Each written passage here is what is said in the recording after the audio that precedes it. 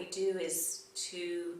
provide seed funding, small grants, technical support and convening to the emerging field of organised community philanthropy or community foundations. So essentially local public institutions, that means multi-stakeholder, multi-donors, that are trying to build a culture of local philanthropy in their communities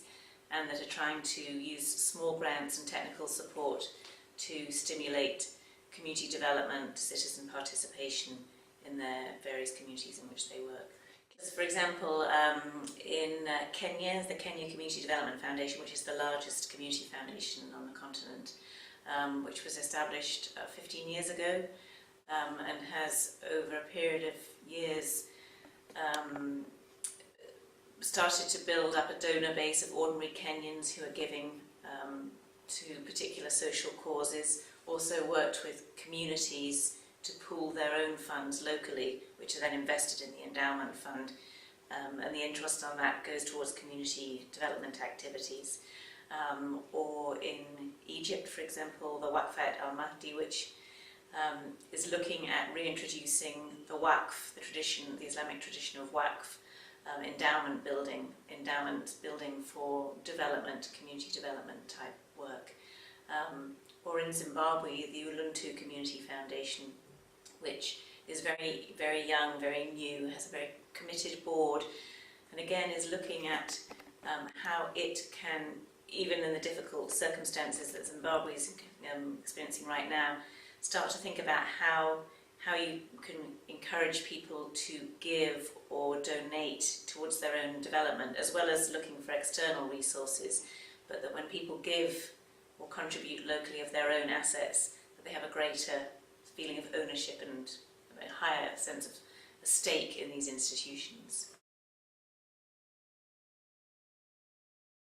We made a grant in Egypt to the South Sinai Community Foundation a couple of years ago for them to start looking at the position of girls, young girls and women in the Bedouin communities in the South Sinai. Our grant was very small, it was about $5,000, and that in itself started a whole discussion around the role of women and girls in Bedouin communities. That further, because we had made a grant and we're a global organisation, led to USAID making a grant of around $100,000, so there was a serious leverage there. After the revolution in Egypt, because they had this presence in the community, they suddenly sort of found themselves in having an opportunity to really start using that kind of the fervour of the revolutionary moment to start talking about the Bedouins, about their role in Egypt and Egyptian society and where they fitted or didn't fit. It led to all these community consultations. I think they did 60 across the region that they serve.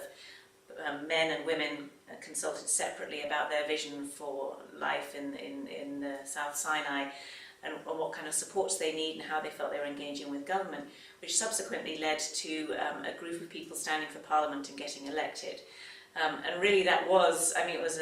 part of it was our grant, but part of it was circumstance. But I think that role of supporting organisations that are working quietly and slowly below the radar, really building up trust and relationships,